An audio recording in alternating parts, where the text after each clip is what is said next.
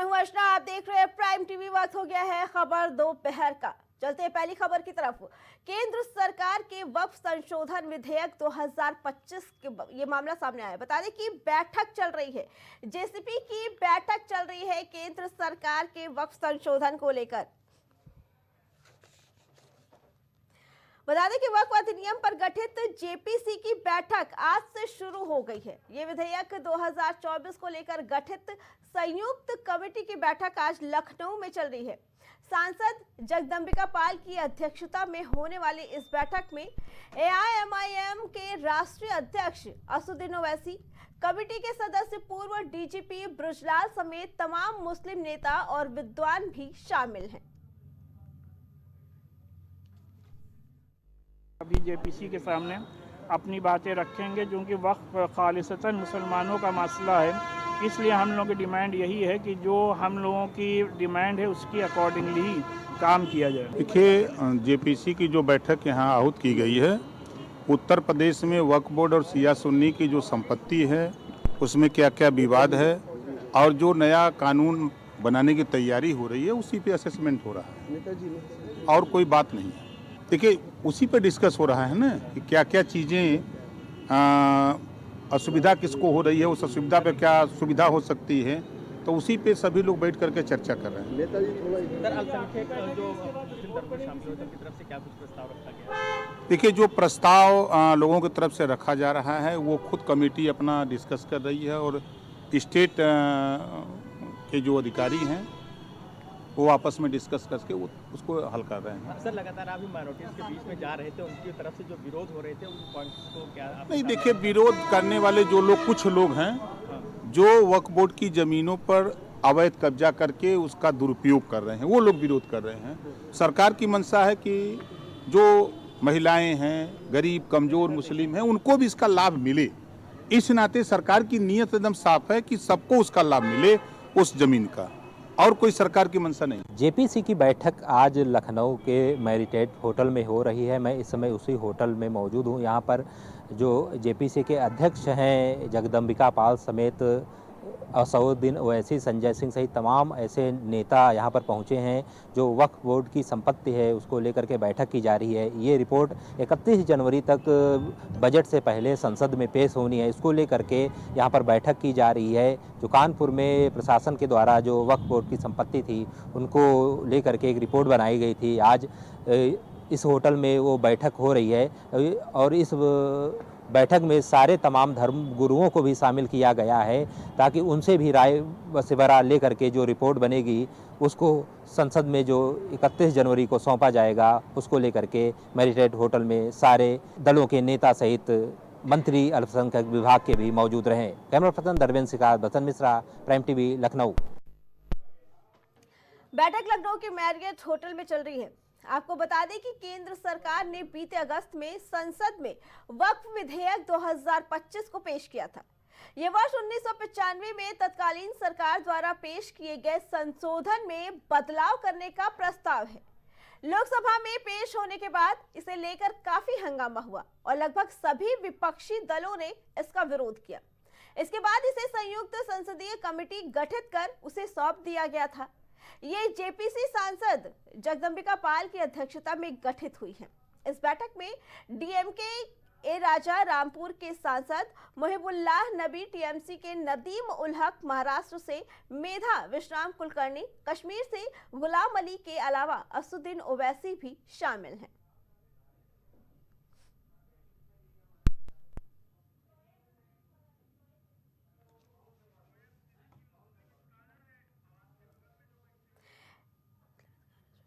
इसी पे आगे जानकारी देने के लिए हमारे साथ मुस्लिम स्कॉलर शुएब सिद्दीकी और हिंदू महासभा के अध्यक्ष नितिन हमारे साथ जुड़ चुके हैं।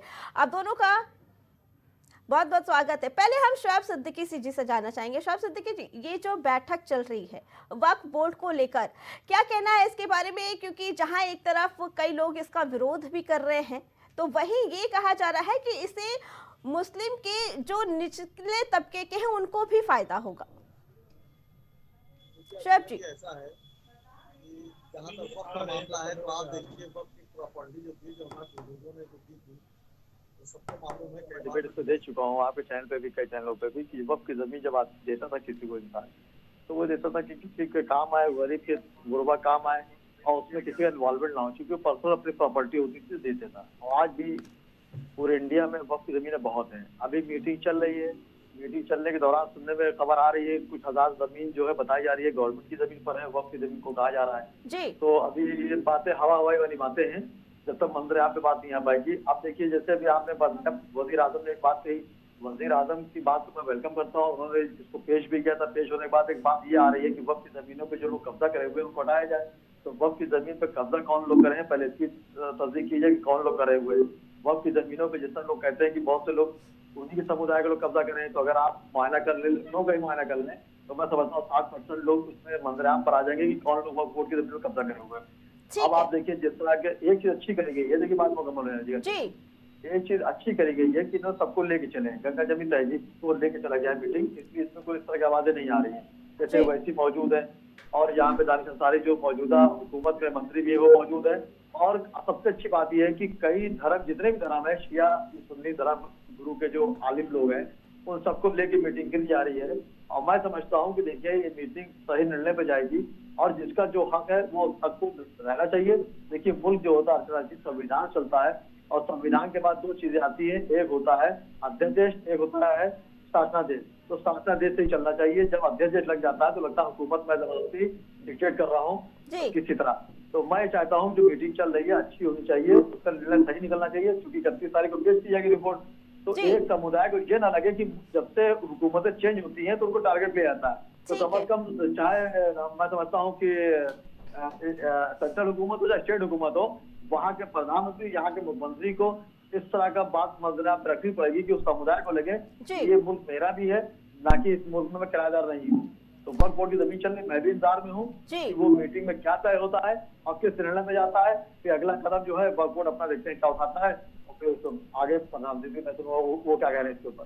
ठीक है नितिन जी, जो जेपीसी की बैठक हो रही है वक्फ बोर्ड को लेकर, और ये कहना है बैठक में, इसमें असदुद्दीन ओवैसी भी आए हैं, मुस्लिम पक्ष के कई नेता भी इसमें शामिल है। ये कहना है कि इसमें संशोधित को लेकर बात चल रही है कि इसमें जो मुस्लिम समुदाय, चाहे शिया हो या सुन्नी हो, मुस्लिम जो महिलाएं हैं उनको भी फायदा हो, सिर्फ एक वर्ग जो बलशाली है उसी को फायदा ना हो। इस मीटिंग का ये मुद्दा है, क्या कहना है इसके बारे में? अगर ये मुस्लिम पक्ष में आता है तो इसका क्या फायदा होगा?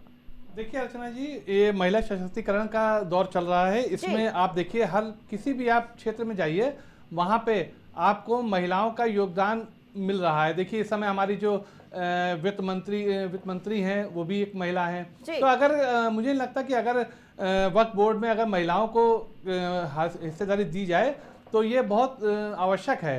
और देखिए, वक्फ बोर्ड जो बना है ये कब बना, इसके क्या क्या नुकसान हो रहे हैं, वर्तमान समय में आप देख रहे हैं वक्फ जहाँ चाह रहा है अपना बाहुल्य बताता है कि ये क्षेत्र वक्फ संपत्ति का है। तो इस तरह की जो घटनाएं आ रही हैं उसमें इनमें संशोधन की काफ़ी आवश्यकता है।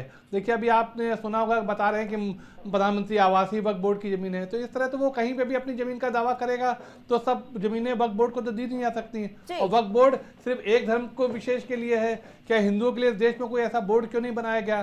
तो कल हिंदू भी खड़ा हो जाएगा, वो कहेगा हमारे लिए ऐसा कोई बोर्ड क्यों नहीं है, सिर्फ एक ही समुदाय को खुश करने का काम क्यों किया जा रहा है? तो इस तरह में वक्फ बोर्ड की शक्तियाँ, जो असमान शक्तियाँ, उनको क्षीण करना बड़ा आवश्यक है। जी नितिन जी, शोएब जी क्या कहना है इसके बारे में? क्योंकि नितिन जी का ये कहना है कि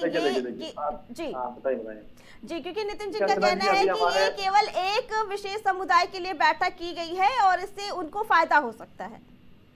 देखिए अभी इन्होंने बहुत बात बड़ी कही थी, मैं उससे पहले बात आपकी कह रहा हूँ। इन्होंने भी कहा है कि औरतों को दर्जा नहीं दिया जा रहा है, इससे भी काम हो रहा है। आप बताइए, इस दौर में औलाद अपने माँ बाप की नहीं सुन रहा है, शागिर्द अपने उस्ताद की नहीं सुन रहा है, और आप कह रहे हैं कि दूसरे लोग हमारे लिए सोच रहे हैं कि हमें औरतों को फायदा पहुंचे, गरीब औरतों या अमीर औरतों। आप बताइए, हमारे इस्लाम में औरतों को बहुत बड़ा दर्जा दिया गया है।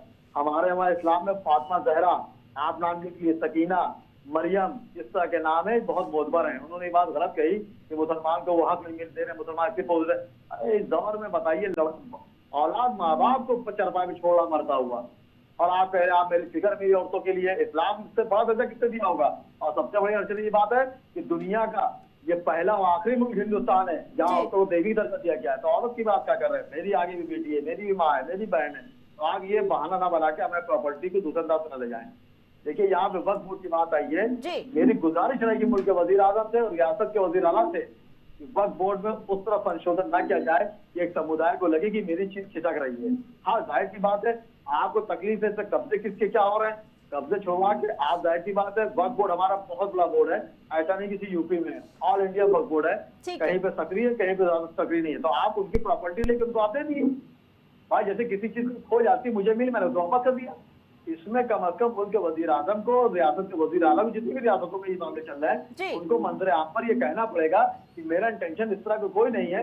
क्योंकि देखिए आम समुदाय में एक बात जा रही है। देखिए एक समुदाय को लग रहा है कि चाहे तलाक का मामला हो, चाहे लव जिहाद का मामला हो, चाहे वक्फ बोर्ड का मामला हो, चाहे मस्जिद का मामला हो, चाहे चर्च का मामला हो, उसको लगता है कि मुझे को टारगेट रखा गया है। जबकि मुल्क के वजीर आजम और रियासत के वजीर आला ने कभी अपनी जबान से बात नहीं कही। और मैंने हमेशा ही बात कही कि मैं जब तक आम आदमी की बात नहीं मानूंगा, जब तक मुल्क के वजीर आजम या रियासत के वजीर आला अपनी जबान से नहीं कहेंगे। जी। तो कुंभ में देखिए लोगों का मुसलमान नहीं जा सकता, मेरे वजीर आला ने अपनी जबान से बात नहीं की, मैंने उसको मीटिंग नहीं दी, मैंने उसको जवाब दिया।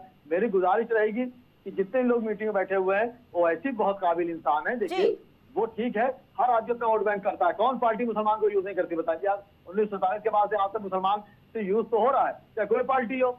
और उसको इख्तियार में क्या मिला? हिंदू भाई मेरा 80% है, मैं 40% हूँ, 20% हूँ। वो राम है, मैं लक्ष्मण हूँ, कब मुझे लक्ष्मण मानिए दो। आप रामायण में देखिए लक्ष्मण ने अपना घर बार छोड़ दिया था राम के लिए, और मैं आपकी जान देने को तैयार हूँ लक्ष्मण। लेकिन कम से कम राम को चाहिए कि लक्ष्मण को फिर लक्ष्मण मानिए ना, आप लक्ष्मण की नहीं मान रहे हैं। जब आप अयोध्या से निकल रहे तो आप मेरे लंका चले जाइए, इस तरह बातें ना करें।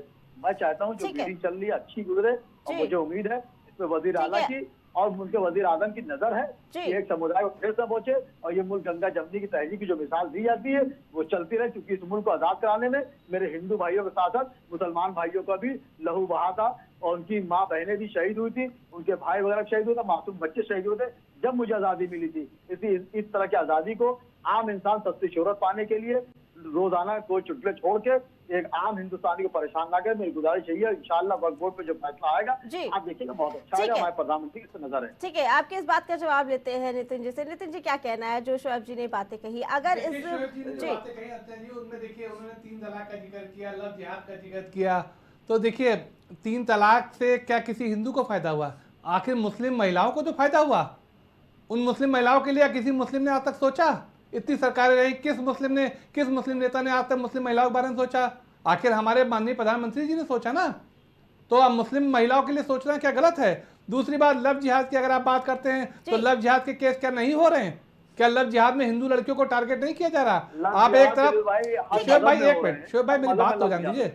आप बताइए क्या लव जिहाद में हिंदू लड़कियों को क्यों टारगेट किया जा रहा है? एक तरफ आप राम और लक्ष्मण की बात करते हैं, लक्ष्मण ने सब कुछ छोड़ दिया। अरे तो आप भी तो छोड़िए, आप कहाँ हिंदू लड़कियों को छोड़ रहे हैं? आप देखिए लव जिहाद के का नितिन जी लव जिहाद की बात नहीं करते हैं, ठीक है। ये जानना चाहेंगे जो बैठक चल रही है जेपीसी की, अगर वो मुस्लिम समुदाय के पक्ष में ना आकर अगर वक्फ संशोधन विधेयक जो लाया गया उसमें अगर अधिकारों को सीमित कर दिया गया, अधिकार कम कर दिए गए, तो उसका क्या असर आएगा?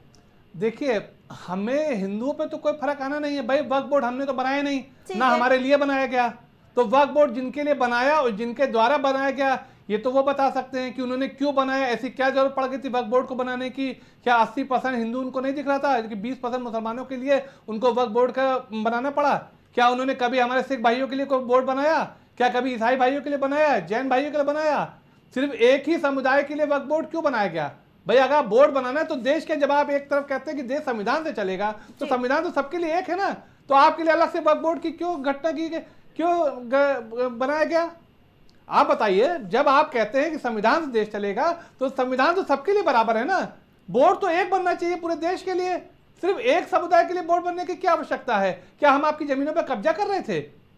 क्या आपको क्या जमीनें नहीं मिली? क्या जब 1947 का बंटवारा हुआ तो क्या आपको जितना हमको हक मिला, क्या आपको किसी हक से वंचित किया गया? आप एक हक बताइए जिससे हमने आपको वंचित किया। इसी बात का जवाब शोएब जी से लेना चाहेंगे। शोएब जी, अगर वक्फ बोर्ड के अधिकारों को सीमित कर दिया गया तो क्या असर होगा? देखिए होता क्या, देखिए अभी मीटिंग खत्म होने के बाद ही मैं बहुत बड़ी बात कह पाऊंगा। अभी कहना मैं समझता हूँ कि हवा में दिखा। देखिए सुनिए, जैसे अभी ने वक्फ बोर्ड की बात करी, आप बताइए, फिर मैं वही बात कह रहा हूँ कि दौर जहाँ नफसा नफसी का आलम है, दूसरे के लोग दुश्मनी निभा रहे हैं, किसी तरक्की से जल रहे हैं, लोग अपनी परेशानी से नहीं जल रहे हैं, परेशान हो रहे हैं, बल्कि दूसरे खुशी से परेशान है, वो दौर चल रहा है। आप कह रहे हैं मैं वक्फ बोर्ड के लिए काम कर रहा हूँ, और आपके जो बोल रहे हैं हमारे भाई, बड़े भाई बोल रहे हैं, आप देखिए सनातन बोर्ड की बात चल रही है, कई महीनों से बात चल रही है, ये प्रयागराज में बात उठी, कई जगह उठी, किसी एक मुसलमान ने इसके अगेंस्ट बात करी, भाई आप सनातन बोर्ड भाई, आई वेलकम, मैं वेलकम करूंगा, लेकिन किसी के मामले में आप पर्सनल मामले दाखिल नहीं कर सकते। आप देखिए मंजर आम पर ये चीज जरूर आई है। आप बताइए वक्फ बोर्ड की जो जमीनें थी, वो जो हमारे बुजुर्ग दे गए हैं, वो जो दे गए हैं उनकी शर्तें थी, ठीक है, और शर्तों पर काम हो रहा है, उसमें खानकाहें बनी, मज़ारें बनी है, दुकानें बनी है, ट्रस्ट बने हैं, जो उसमें पैसा था गरीबों को जाता है। ठीक है, तो इस तरह की बात कह के आप किसी एक समुदाय को हल्का ना करें। आप जाहिर सी बात है, फैसला आने के बाद क्या मीटिंग के बाद फैसला लिया जाता है, क्या इसके वक्फ बोर्ड को लेकर उनके अधिकारों को सीमित किया जाता है या उनकी मांगों को मान लिया जाता है, ये मीटिंग खत्म होने के बाद ही पता चल पाएगा कि ये किस रुख बैठता है। फिलहाल आप दोनों का चर्चा में बैठने के लिए बहुत बहुत धन्यवाद। बता दें कि जेसीपी की बैठक चल रही है और इसमें हिंदू पक्ष के साथ साथ मुस्लिम पक्ष के लोगों को भी बिठाए गए।